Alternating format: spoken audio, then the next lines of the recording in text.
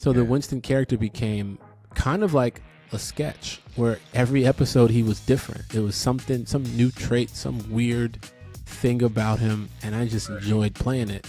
So I'd probably say it was around like season 3 of the show where I realized like, oh, this is, people are gonna, I'll be at the airport and be people screaming like, Winnie the Bish, Winnie the, like, and it was like, oh, hey, you know, and I was like, oh, because season 1 and 2 to be like, I was like, here, you're on that show, right? With Schmidt.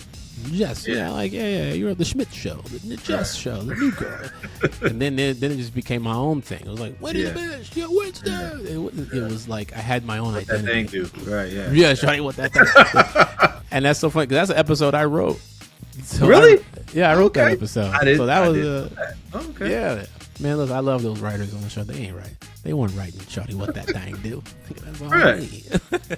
There are some interviews where you're meeting someone for the first time and learning their story along with the audience. But this one is a little bit different. I knew Lamorne Morris before New Girl, before Winston became one of television's most beloved comedy characters, and before the industry fully understood everything that he could do. Lamorne appeared in 2 of my early films, One Word and The Truth About Lies, so I had the opportunity to see his talent, his comedic instincts, and work ethic long before most audiences knew his name. Over the years, I've watched him build a career that has moved far beyond one show or one performance. He has worked across television, film, comedy, drama, and voice acting while continuing to challenge the idea that an actor has to remain in one lane. That is why he is the perfect guest for the next installment of The State of Acting. This series was created to move past the credits and the finished performances. I want to talk honestly about what it takes to build a career, how actors continue to grow after success, and how the business is changing around them. Today, Lamorne and I talk about the early days, the evolution of Winston on New Girl, stepping outside of comedy, working opposite Nicolas Cage, artificial intelligence, and where he believes the acting profession stands today. This one is both a reunion and a conversation I've wanted to have for a long time. Lamorne Morris, welcome to In Another Thing.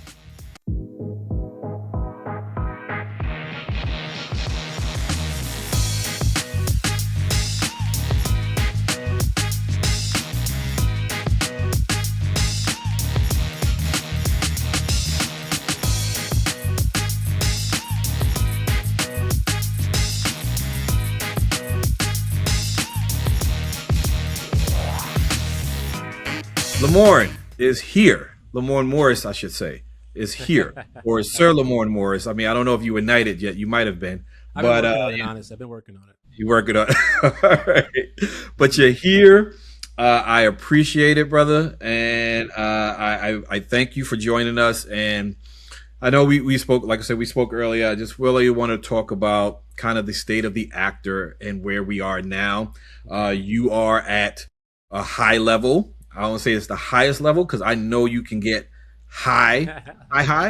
And so, you know, you're at a high level, and I think, you have more so than that. You have 20 years of experience in this game, and I think people would really enjoy kind of like hearing from you on like how you even got to this level and then how you're maintaining basically being kind of at this level. So, yeah, first of all, I appreciate it. Thanks for asking me to check in and no problem and brother. Do this. Yeah, dude. Yeah. I mean, but yeah, anything specific you want to know, or you want me to just give you my, I have questions. I do have questions.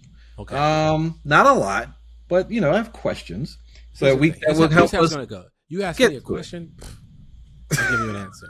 Right. If what I say is racist, edit it out. Okay. I'll try that. All right. So the first question, though, is just kind of an easy question because, like I said, a lot of times, especially speaking to a lot of like actors now, because first of all, just to throw that tidbit in, my son wants to act. So I've been really kind of like into this thing now. He just did a 2-week course at the Academy of Art, the Academy of Drama and Arts in New York. So he's making that move. You know what I mean? The problem with these young kids, though, they think Jordan was born Jordan. You understand what I'm saying? Right. LeBron was born LeBron. Like they don't Mhm. understand all of kind of the work that goes Right. into reaching kind of like that level. So Yeah. unfortunately, sometimes he's there, sometimes he gets it, sometimes he doesn't. But Mhm. so the first question kind of really revolves around for me is like, what do you remember most about where you were Mhm. creatively before like you kind of really made your push? Um, I could say creatively, I felt like I had an unharnessed ability for humor, to make people laugh. I didn't know what to do with it. Me and my friends are all pretty funny. We used to think we were funny, and like our sense of humor was unlike anybody else's according to us. Right. And so and so but I was one of the only friends out of our group to pursue a professional career, um, post high school, and so I just remember not knowing what to do. So creatively, I was like in a conversation, or if I had a scene, I could be funny. And in fact, even at Second City, I started performing at Second City and taking classes and etc. I even remember David Pompey was a our director and one of my mentors. He had said, Lamorne is a performer. He's just like, it doesn't matter what the scenario is, throw him in there. He Right. gonna perform. It's gonna be good. It's gonna be funny. And so we had this other cat, this guy Edgar Blackman, one of the funniest people on planet Earth. But Edgar was also a fucking dope writer. So Edgar would show me how to harness the funny, like what you think, and Edgar's still out here crushing it. But like you would think, like you just get on stage and make something up. Edgar's like, you got to do it like this, you got to do it like that, you got to do it like that. So I was doing all of his sketches because he knew how to harness my Right. funny before I knew how to do it. Okay. So Okay. creatively, I was kind of all over the place, and then you realize that there's steps. You know what I mean? It's repetition. It's being comfortable in front of crowds. It's not taking yourself too seriously. Being okay with being vulnerable. Being okay with being bad, with not being good on stage. You know what I mean? And grinding it out. And I knew that early on. I knew where I was, where it wasn't where I was going to be. Right. I was just like, okay, these are the beginning steps. This is what I have to do to create and to grow and to build, to make this a life for me, not Right. just a hobby. Because yes, it's very fun to do. Right. And how lucky am I to be able to like go tell dick and fart jokes on stage all day and just be like, Right. that's my career. Right. But there's still there's so much work that goes into it, with harnessing your craft. Just ask a stand-up comic, ask any of them where they were when they first got on stage. Right. They knew they were funny, Right. but a lot of people probably didn't, and they Right. were like, okay, I know what I got to do. I got to work my ass off. This show every night, 5 shows a night, this comedy club, that comedy club. I got to beg to get on stage. I got to do this.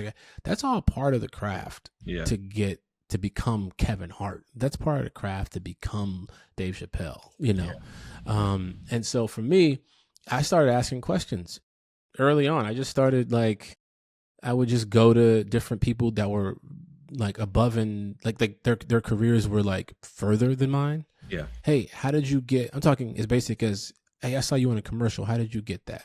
All right. Oh yeah, I was in theater school. And theater school. Oh, I did my agent. Ooh, interesting. Okay, how'd you get your agent? Oh, I headshot. Ooh, okay. I'm talking as basic as you could possibly get. I wanted to never skip a step. Yeah. Because I wanted it to be undeniable that when I looked behind me on my way up, I was like, man, I left my footprint on every single step. I did it all. I've checked all those boxes. That's like studying, though. You were basically studying more so kind of like what you were seeing, what you were experiencing, and then you were studying the things around you to kind of help propel you to the next level. Okay. But yeah. But also one of the things that formed the performer that I am is just watching, just with no ego, watching all of your peers just go into their shows. When I was at Second City and Improv Olympic back in Chicago, it was called IO. But whenever I was back there, this is back in the day, I would, even if it wasn't my show, I was still like in the audience. watching other people's shows. I wanted to see what people were doing, how creative were people getting, who's pushing the envelope, you know. And what's crazy is that when I look back on those days at Second City and the comedy scene in Chicago, damn near all those people are crushing it. You see them on TV, movies, writers. They were following a similar blueprint that I was. Just they stayed the course. Right. You know what I mean? Everybody had their ups and downs in their careers and their personal lives, but if you're passionate about it, you're gonna keep doing it. And if you keep doing it, it's gonna work out at some point. You know what I mean? And no timetable is correct. It's just it's your whatever is true for you, whatever is yours, it's yours. So for me, I knew that early on based off of having mentors who would tell me, you know, there is no timetable on this. Yeah. You know what I mean? Like if you love it, do it until you're 100. Do it till you can't speak. Even when you can't speak, go be a sign language actor. You know what I mean? Like if you can't walk, be in a wheelchair. It's like if you love performing, just do it forever. And so so for me, I got lucky. You know, I definitely got lucky. Moved to LA and even before that, at our time at BET, that was my first big audition that I booked, and it was solely based on the tools that I had used from Second City. I was just improvising and goofing off, and Reggie Hudlin happened to be the person watching my audition at the time, and he's a Second City guy, so he was just like, "Oh, that's funny." A lot of people probably wouldn't have thought what I was doing was funny, but I got lucky. That's why I said luck plays a part in it. I knew some cats at BET who did not like my sense of humor. You know, there were some different cats at BET who didn't like a lot of things. So that just kind of is what it is. And I was just glad they weren't holding my audition. Right. You know, that's what I mean by luck. Good point, though, and that's why I want to talk about that actually, because whereas you say luck, right? I'll put it to you this way: there are people who see the vision. Or they see the path, right? They see the ability. They see there are certain people who are like taking those steps and they're going to get there. You know what I mean? So I'll put it to you this way. Even had you not gone through, what was it, the New Faces from BET? Yeah. Like you and a couple of other people, even just they had that ability where, I might not see them on BET, but I'm going to see them somewhere, right? Yeah. So do you consider that more so a luck, or just the drive that you had to build within yourself to keep pushing towards that direction? Well, I would say when I say luck, I mean just for that particular forward movement, just for that job. Okay. There was no doubt that I was going to keep. I'm not. Right. I just knew it. Like I knew it. I knew it before that. I knew it even during the process. It was a struggle when I was there at times, but I knew what was going to happen on the other side. You know, there's a firm belief. I have a strong faith in God and the preparation that I put into it. And I was talking to Alicia Renee. I was talking to her about it. She's my dearest friend in the world. And we talk about everything career. Like we talk about the specifics, the highs, the lows. And I was telling her about it the other day. I was like, I just know it. I just know it. I don't know how to explain it. I put the work in, obviously. So therefore I can just, even when my career feels low or down or something, once I start remembering why I'm doing it, because I just like to perform and I want to have fun, the mood switches, the whole temperature changes. I start playing, I start having fun. It might not be a big blockbuster film every year, but it takes care of my family. You know what I mean? And it's like, it's, and when you learn that you want to do this until you're 100, you realize it's not a sprint. Right. It's a marathon. Right. You know, when you start looking at it from a different lens, you go, well, hold on. Like, I'm good. I just know know it. You know what I mean? The ability to adapt, the ability to perform.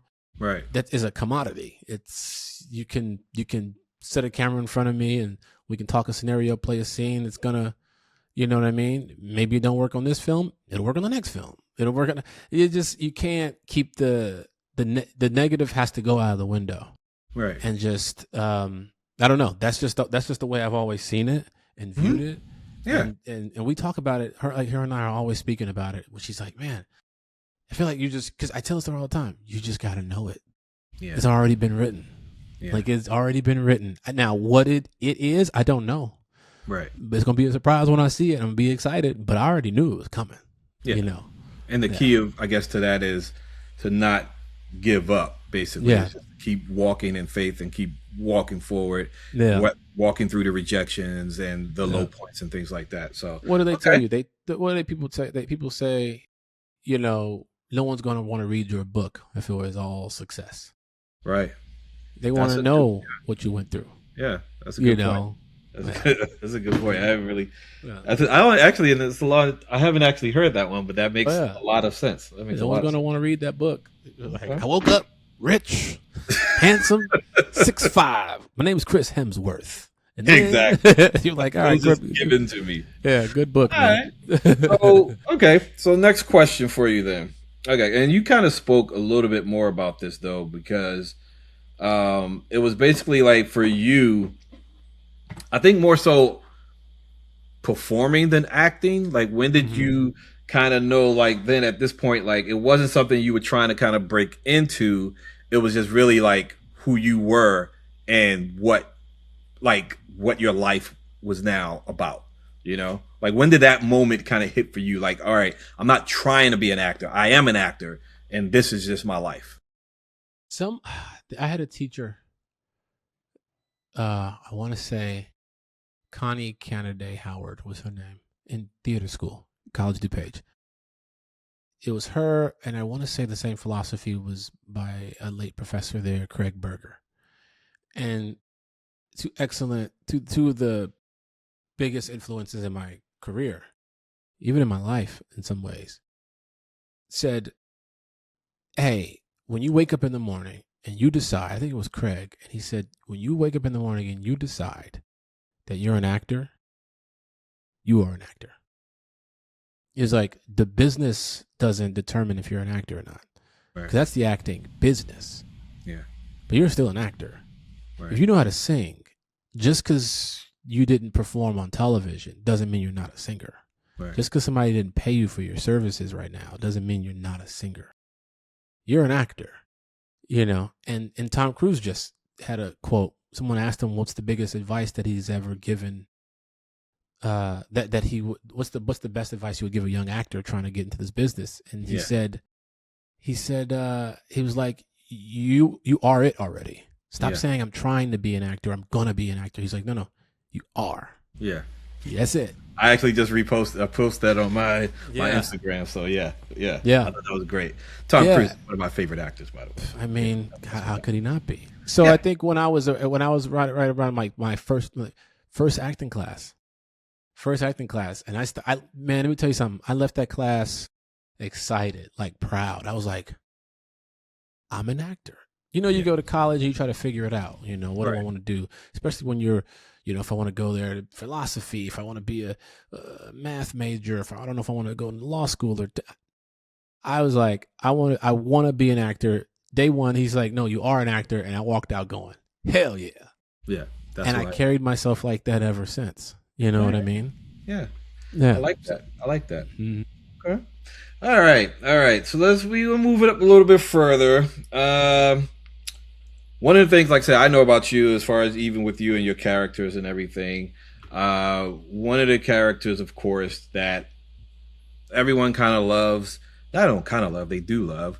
There's memes about you everywhere and gifs and all this other stuff. Of course, I'm talking about Winston from New Girl. Yeah. Because I think one of the hardest things, is to create a character that people remember, right? And so I think you were able to do that with Winston. So the question is, when did you realize that character and that particular style of playing him was really connecting with audiences?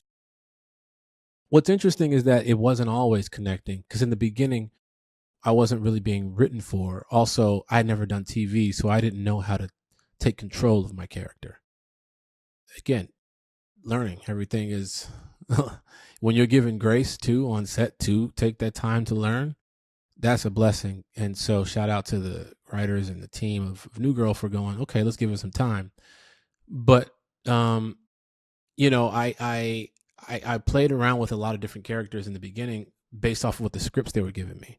I didn't know I could just like kind of improvise and make stuff up and like suggest changes. And I knew in the back of my mind what I wanted to do, but I was like, that's a little weird. Can I do that? It's TV. If I shoot that shot and it misses, they'll fire me. That's what I kept thinking. And these limiting beliefs that I had, you know, season 3 went out the window. Okay. Once I realized you're not going to fire me, and you want to know what my honest thought behind it was. This is my honest thought. They had Damon Jr. first. He had to go do another show. They used me for a different character. So as a black dude, then there's another black dude. Only black dudes on the show. He leaves, then they got me on the show. If they fired me, they would look so racist. Just kept going. That was part of my thinking. I was like, they don't want. I was like, they ain't racist, so they ain't. And then and even if they fired me, it had nothing to do with race. However, it'll make them look that way. Right. I don't think they're gonna do that. And so I was like, you know what, man? Just fucking perform, dude. Yeah. Just go and literally pull your nuts out, bro. Not literally, but you know what I mean. Yeah. Do your shit, and that's in season 3 and on. I just started doing it, and audiences loved it. Liz Merriweather, creator of the show, is one of the more brilliant creators ever. Like, if you have a conversation where she's so funny, and her mind works so quickly, and so her and the writing staff they're so sharp. Like, they just toss jokes, and when all these funny people are in the same room, it really helps build your character. So I would say something really obscure and weird, and they would get an idea instantly, and they go, oh, okay, now try that. Then when they would tell me to try that, then I would get another idea, and then it was like a well-oiled machine at that point. So the Winston character became kind of like a sketch where every episode he was different. It was some new trait, some weird thing about him, and I just enjoyed playing it. So I'd probably say it was around like season 3 of the show where I realized, like, oh, people are gonna. I'll be at the airport and be people screaming like, "Winnie the Bish, Winnie the," like, it was like, oh hey, you know. I was like, oh, because season 1 and 2 to be like, I was like, here, you're on that show, right? With Schmidt. Yes, you're on the Schmidt show, the Jess show, the new girl. And then it just became my own thing. It was like, Winnie the Bish, Winston. It was like I had my own identity. That thing do. Right, yeah. Yeah, Shawty, what that thing. And that's so funny because that's an episode I wrote. So really? I wrote that episode. Okay. Yeah, man, listen, I love those writers on the show. They ain't right. They weren't writing Shawty what that thing do. That's all I need. Well, that's actually good. I'm glad we even go there because you know, it was a little bit further than what I wanted to get to, but I wanted to get to that because I think these days, I want to say you can't, but it's probably best not to do one thing. You know what I'm saying? So, like, yes, you're acting, but you're writing. You know, you learn to write an actual television show. And then, you know, I'm pretty sure next you're going to direct something and the whole deal. So, like, for you, how important is it to, like, basically be able to add those layers to yourself and to, you know, who you are as a performer?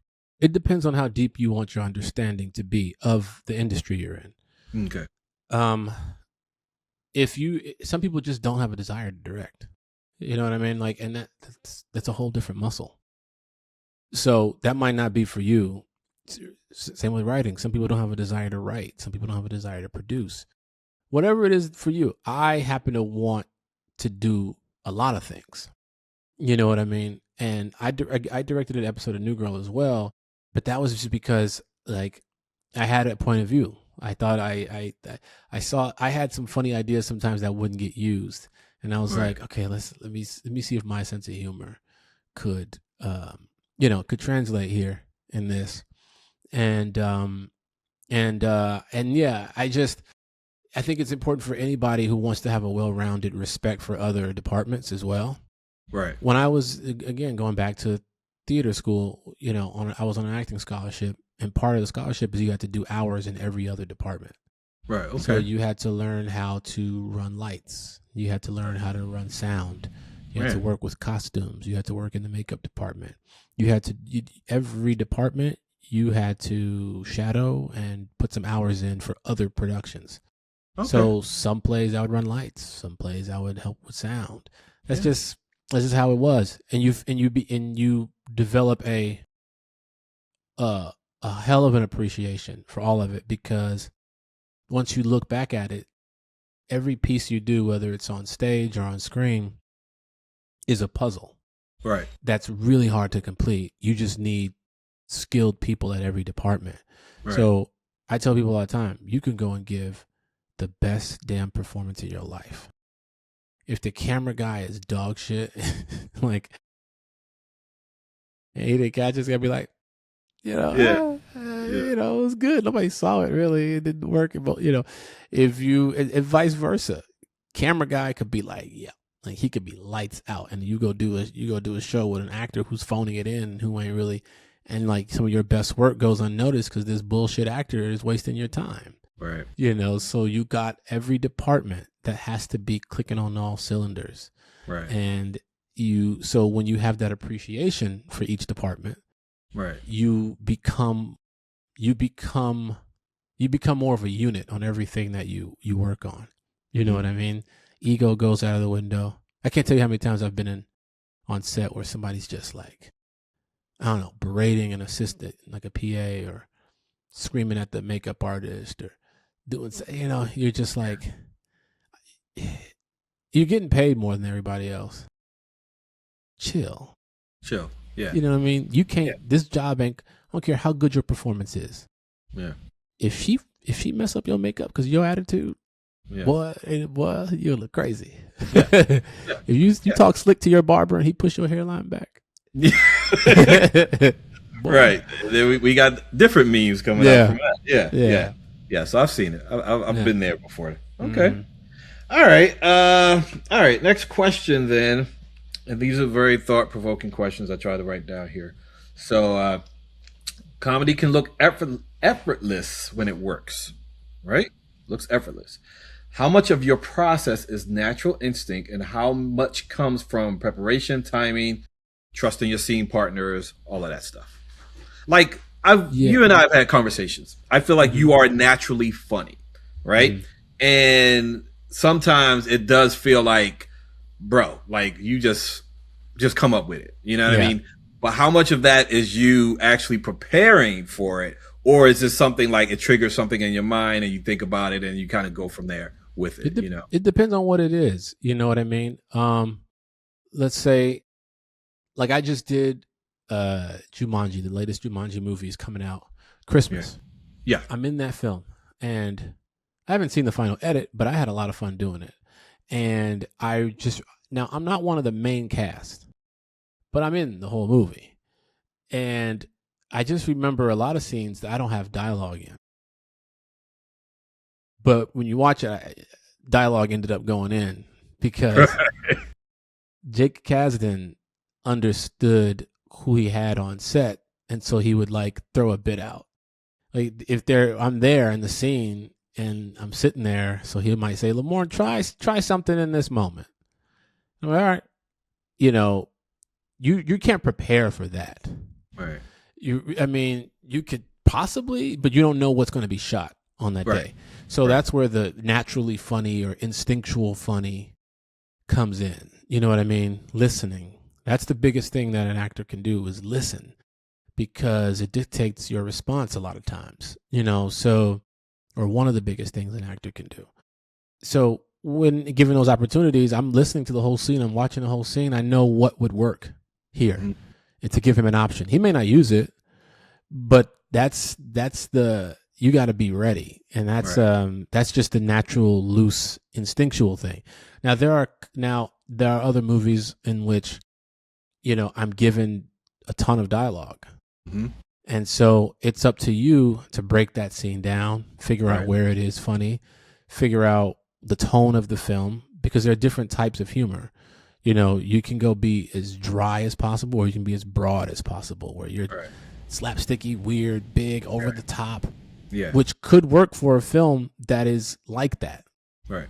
But then if you're too understated in a big slapsticky film, it might not fit. Right. So you gotta. That's the part of the preparation is going over that script numerous times, having conversations with the director, understanding who the cast is, what killers they brought in. They might bring in this person who has a thing that they do, and it's gonna be crazy. It's gonna be. Yeah. There's a lot of preparation that goes into comedy too, because in comedy it's like a dance. Mm-hmm. You can't have too many quirky people in the same scene all the time because it'll lose its humanity in a way. So if I know I'm working with I gotta give you an example. I just worked on a scene. I'm not gonna say what it is yet, but I did a scene with this actress. I tell you, she is funny. Like when I'm in other scenes, I get to be the punchline person, the humorous one, if you will. While the lead of the film was playing more of the straight man. And so there has to be a delicate balance. But I knew, even though I'm funny, the scenes that she was in, because I read the script, she's got to play it a certain way. Right. She's a killer. So I was like, okay, well, I got to play straight man in this one because what she's doing, like I was funny in the movie. Yeah. What she was doing was up here. So I was like, when I'm in a scene with her, I have to service that, and that's part preparation. So when you're reading it, you're like, I'm going to play it by ear and I'm going to feel it out instinctually and see how what she's doing on set. Yeah. But like, I'm not going to try to outdo or over. You can play a game and dance and have fun and go back and forth. Sure. Because that's what we did in a lot of those scenes too. A lot of those scenes were just going back and forth. Yeah. But her character needed to be set up like this. Got it. And so for the betterment of the scene, you go, let me set her up. Yeah. And then there are some scenes where she's setting me up. You know what I mean? Yeah. So that's preparation too. It's instinctual a little bit. Like you got to figure that out on set. Yeah. But like to have the ability to do that is repetition, and having played characters that are the straight person, having played characters that are the funny person, quote unquote. So yeah, there's no like right or wrong answer. Yeah. You know what I mean? But it involves a lot of processes, the preparation, the observation, the lack of ego, even to know like, hey, you know what, I'm gonna toss her a softball so she can kill. You know what I mean? And then later down the line, I'll get one. So that involves a lot of things that, for whether you're an actor, director, or whomever in a game, like you have to kind of just be aware of and be able to connect to. Okay, you have to. You got to be able to play. You got to be able to play. Yeah. All right. So let's speak a little bit more about, go to the drama aspect of it, because I watched, and I will take credit for this. Well, I shouldn't say take credit, but let me just say I called it, put it that way, because I watched Fargo. Saw you when you came back from Fargo, interested in Fargo. Right. That beautiful Emmy that's there. And I watched it, and I can give you people who said, and I said, he's going to win an Emmy. I said that.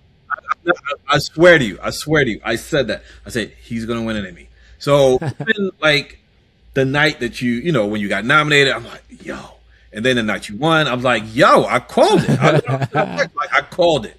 Dude, thank you, man. And it's like I said, it's that drama of it all. Like, I know you can do comedy. You know you can do comedy. But the drama is, to me, is like it's a hard thing to hit. Having, like, I've only directed short films. I've only kind of done kind of the small stuff, but I know the importance of the drama that pushes that story forward, that makes me care. Because that's really what you want. You want to care about this character and what he's doing and what he's going through. How was it for you to kind of make that switch and dive into that side of it, to say, all right, I'm going to do this part now. And I might got a little bit of comedy here, but it's the drama that I'm pushing that's going to hit. Yeah. What's interesting is you gotta, some of the same rules still apply with comedy and drama, and you just got to be honest. I think that's what it is. Certain actors have quirks that could make something funny and you still believe them. And I think in comedy, the killers know how to do that. And in drama, you got to play it real and as believable as possible, and add add some pretty gnarly choices. Right. I look at somebody like Nick Cage, who I just got to work with on Spider Noir. Yeah. Who makes some Great of the performance, by the way, for both of you guys. I love Spider Noir. Great performance, by the way. Dude, he makes some wild choices where if you stood back, you might go, that's a weird choice to make. But then when you watch it, you go, that it's so real. It's such a great choice that no one else would have thought of. And it makes you want to watch another episode. And it makes you want to watch him. You can't take your eyes off of him. That's the movie star element. That's the so with Fargo, the director creator Noah Hawley gave me a choice. Basically, he was just like, whether you play this character straight, understated, or whether you go big and broad, it's written where you can do both. I just wanted the character to be kind, and that's why I want you for this role. I know you can do it. I know you can do either version. Right. So it's dealer's choice. And when he'd never rehearsed really. We just saw us on set, and he would kind of just watch, and he didn't really give notes. His whole thing was I do a great job of casting. You're a professional. I'm worried about other stuff. I'm not worried about you. Right. Whatever you're doing, if I don't like it, I'll tell you. Okay. You know what I mean? Yeah. Even if it's not the choice that I would have made or thought was going to, he's like, no, this is your character. Yeah. And so I chose to play it that way because you've seen me play Corky already. And I was like, you know what? I just want to just do something, because I know the whole show is going to be really good. We got John Hamm, Juno Temple. I mean, the whole cast was I was like, I know it's going to be good. So I'm going to try this. Right. And, it worked, obviously. It worked out.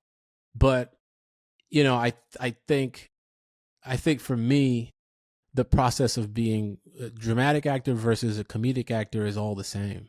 Okay. It's all the same. It's a character choice. You know what I mean? It's a character choice. And the stakes, are just as real in a comedy or in the drama. You know what I mean? Especially if you're playing it honestly. Yeah. And in real life, we were talking about it earlier, dealing with loss, and you still find moments to laugh because certain things were just funny. You know what I mean? Man, my uncle passed away. Sorry. Thank you. A week ago. And I was sitting there talking to him when he was on hospice. And he was on hospice in my mom's house. So we had a few conversations. You could barely hear him though. And he didn't look great. But I was just struggling to see what to say to him. Because when he would speak, you couldn't really hear what he would say. Right. And then he's saying something to me, and I whisper, and I'm getting closer to his ear, to his face. I can't really hear him. And then I said, "What? What'd you say?" And he goes, "We'll have to teach you how to dress." I said, "Wait, what?" He goes, "Your clothes are ugly."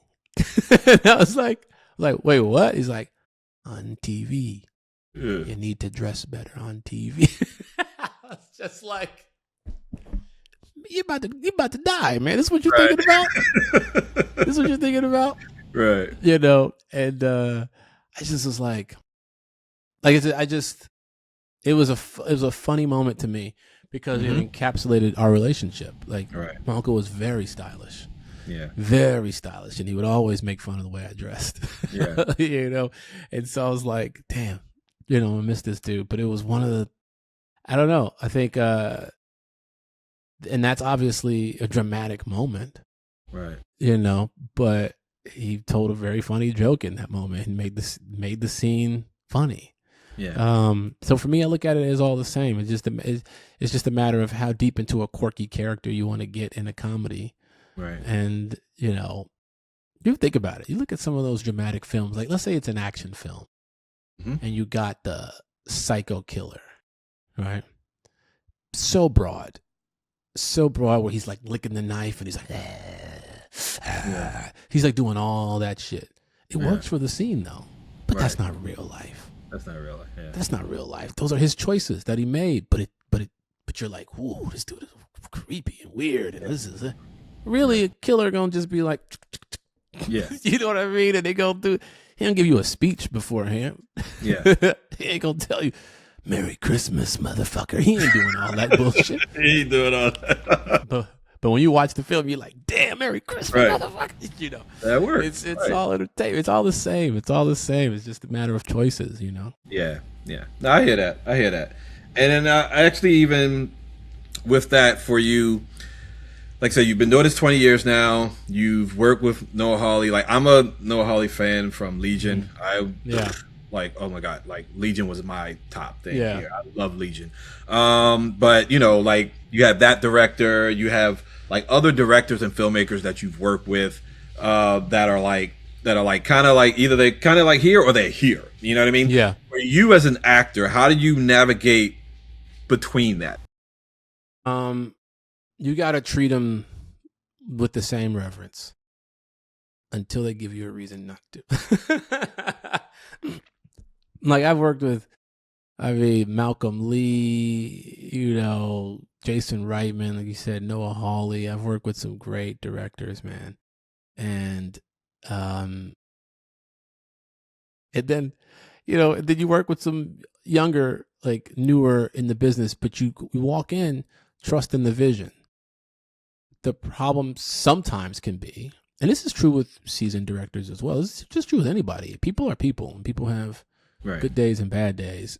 But like, sometimes you'll work with a director who doesn't have a vision of what their project is, and it'll leave you in a real lonely place because you're like, damn, when this movie come out, they ain't gonna be like, man, the director didn't have vision. Some people might see that, but they're gonna look at the actors, the stars of the film, and be like, what movie are they in? Right. Because a lot of times you don't know what movie you're in. And I think, like Fargo, you know what movie you're in. You know what show you're in. Right. Noah paints one hell of a picture for you. You know, and you're like, oh, I know what this is. I can self-police and know when I'm out of pocket on this show. You know what I mean? The tone is so clear. Yeah. When I work with Malcolm Lee on Barbershop, the tone was so clear. Yeah. He set the tone during the table read. Actually, I say J.B. Smoove and Cedric the Entertainer set the tone of the table read. When they just started going off, improvising. Right. You don't normally do that at a table read. Right. And I'm watching these dudes go at it and tell jokes, and I'm full of the goats. I was like, ooh, this is Dion Cole. This is, like funny. And so when you're in that room, you're like, okay, this is an opportunity to just iron sharpens iron. I can really go at it in this film. Yeah. Yeah. And, you know, Malcolm made that very clear in the beginning. Okay. But there are some directors who don't. And so you have to sometimes put your hands on the steering wheel a little bit and say, and have a sit down with the director and just say, hey, walk me through this. I need a little help with this one. I'm struggling over here. I don't quite follow. And don't just give in just to play ball. Like, this is your character. You know what I mean? For a lot of times in my career, I've just said, okay, even though I didn't quite understand. And I regretted it later when I watched the final. Yeah. You know, so I think there are times where you are so taken care of. You know, Jason Reitman, one of those guys who's just like, you know, he's so confident in what it is he's doing. Right. He leaves it up to you to play. And, you know, he's like a maestro in that. So it was kind of, I don't know, it depends on the day. Mm-hmm. I think you could, everybody's got their own personalities. How well do you gel? How comfortable are you having conversations with that person? A lot of times people put a little too much reverence on a director, and they're scared of that person. I mean, you can't do that either. Yeah. You know what I mean? If a director walks in, he's an asshole and a piece of shit. Like, you one, it's your job, so you still have to kind of be there, but at the same time, you ain't got to. Yeah. At the same time, you know what I mean? Like, at the same time, like if there's some times where I've dealt with like dickheads on set, so I don't cower to that. Yeah. But I also don't get myself in trouble. But like if a director says some dumb shit to me, I'm gonna say some dumb shit right back in a very humorous, disarming way. Right. You know what I mean? Yeah. And it's like I working in television, especially like on New Girl, for example. You get it's almost like a different director every episode, every week. We did 150 something episodes. We work with dozens and dozens and dozens of directors. Not all of them were kind people. Yeah. You know? And so the benefit of something like New Girl is if a director comes in and I had one director in particular. One wasn't he said something to me that didn't sit right with me. And so like to his face, I told him, I just don't respect you. Okay. And I'm not gonna say what he said. I'm not gonna say the scenario. Yeah. I can tell you off camera. Yeah. I'm not gonna say what he said, but then like he said something crazy to me out loud. And I was about to go back at him, and then the woman who played my mom on the show, Anna Marie Horsford, grabbed my arm, pulled me down. She was like, "Boy," and she was like, "There's a way to handle a situation like this. Yeah. And what you're about to do ain't the way to do it." Yeah. And I was like, I was so hot. I just walked up to him and was like, "Hey, man, I don't respect you." Yeah. He was like, "What?" I was like, "Nah, you ain't my guy." Yeah. And like, he sat with that. He sat with that. He might act like but he trusts me. He sat with that. Yeah. Because then after the rest of that week, when he would try to tell me a note, I just do whatever I wanted to do. I was like, I don't need you to tell me what to do. I don't care what ilk you come from. I don't care if you directed this iconic show. I don't care. I'm a man. Yeah. I'm a human being. And when you step out of line like that, you lose all respect with me. So whether y'all want to fire me or whatever the case may be, like, you ain't gonna cut my balls off now. Yeah. And that's real. And that's like for a lot of actors to not even just actors, whether you're the directors, whether you're performers. I've been on sets, I've been on, productions where I've had someone legit just yell at me like I'm a child. Yeah. And I have to be like, at the moment, I'm gonna hold it. But then afterwards, you and I are gonna have a conversation. You know what I mean? And I've had to do that. And let's just keep it real. I've been in that BET environment where some people are a little bit loose with their tongues. They're loose with how they speak to people, and they forget, who you are. You know what I mean? And so you have to. There were times when I dealt with that right, and there were times when I did. I worked with a guy over at HBO. I'm not going to say his name, and he was a genius at what he did. He was great at what he did. I mean, he made, the sports show at the time, but he was the rudest, most disrespectful person I had ever been around, at that time. And it was weird. And there were times when they were like legit, like football players or boxers who wanted to just kick this guy's ass because he didn't know how to talk to people. And the funny thing was, years later, I'm me now and he's still doing his thing, whatever. And we kind of crossed paths again. And it was like, oh, I apologize for that. You know what I mean? Because he didn't know at the time. He probably knew, but he was up here. But now he realized what he did and how it affected people. Yeah. And at least for him, he was able to say, I apologize for that. So that's pretty cool. But you and I were talking for a while, and I want to get to this before we kind of wrap this up. From where you're sitting today, from where you're at now, you're an Emmy winner, feature films, all of this good stuff. What is the current state of acting? Do you believe actors have more opportunities now, or has the business become a little bit more uncertain and difficult to navigate? That's a tough one because I'm in a very privileged seat. My grind came before the advent of AI infiltrating our business. It came before streaming. And I also didn't get into this business for fame. I just love performing. I happen to love performing on screen now, but I came up performing on stage. So there'll always be a home for me, I believe. Right. With, the right opportunities. I feel like, but for some other actors, I want to say with streaming though, there are more opportunities because there are more platforms that need content. The only problem is fair opportunities, because sometimes they know they can get these actors. Happens to me all the time. Still, even with an Emmy, they go, well, we can get you for cheap because the jobs are, it's like someone else will say yes. Right. And we don't have to pay you what your quote is or what you've earned. We don't have to do that. Right. But an opportunity is an opportunity. So it depends on what kind of opportunities you're saying or you're speaking about, because you can go to any platform and see they have 100 new shows. So there are more opportunities to audition and more opportunities to get. But at the same time, there is an imminent threat that seems to be on the horizon with artificial intelligence. Right. And, a lot of these verticals and different things that are using AI that are slowly taking out other aspects of the job, set design, costuming, makeup. Right. Like, you can do all this with AI, and people are taking advantage of that. Right. But it starts there, but it will, hopefully it doesn't. Yeah. I'm not sure what the guardrails look like these days, but soon it'll go to the director and the actor and then we're all just watching digital footage. And that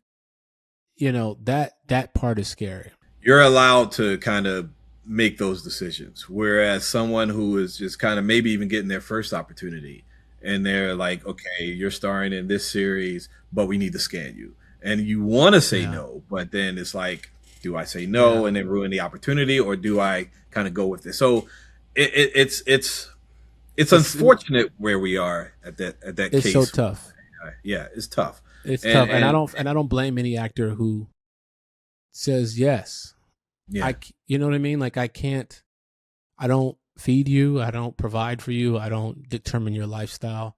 Right. An actor has to do what an actor has to do. So it's hard for me to you know what I mean? To blame an actor for making a personal choice for their And it's almost an impossible choice that they put you in, Yeah. So I just got blessed that most actors in my position have been blessed to have made a name for themselves earlier. Yeah. The younger actors coming into the business now have some tougher decisions to make. Yeah. And, and we as OG actors have to do our part too in helping with those decisions. And then, and there's some people that are like, you just got to adapt. Right. I don't know. I don't think I'm there yet, but same. Yeah. So, and the encouraging thing is that I've seen, being the person who's online and you see these things, and, even working in the business that I'm working in, and they're coming back to me and they're like, oh, you need to do this AI thing, whatever. And then it's all garbage. It's like slop. And then a lot of people, regular people, are starting to kind of realize that and notice that. And there are companies even that now are starting to kind of turn away from it. So we'll see how that goes, of course, eventually. But I mean, it kind of sucks. But I want to wrap this up. I just one last question. It's a long one, so I'm going to read it here.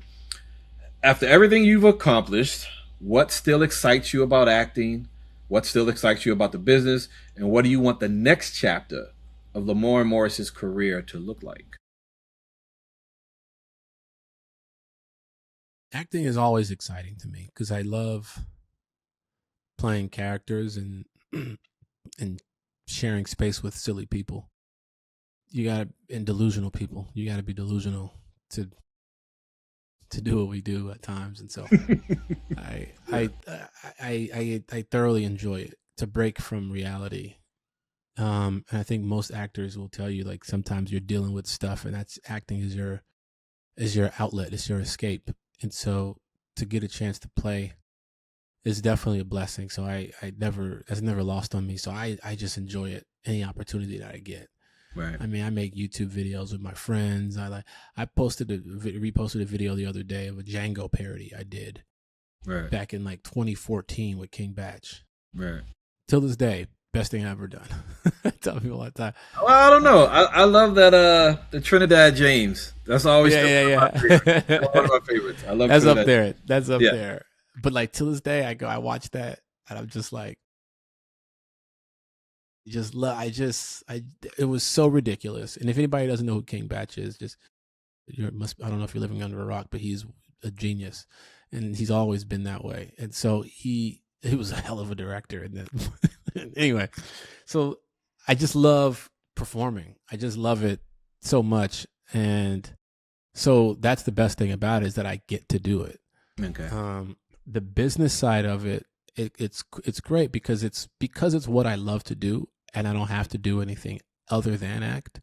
I mean, I still have other means of income, but it's such a blessing that so far the business side has been able to provide a living for me and my family. Yeah. And, and it's always good to grow in this business and to navigate different avenues and aspects of the business that you may not have known were there.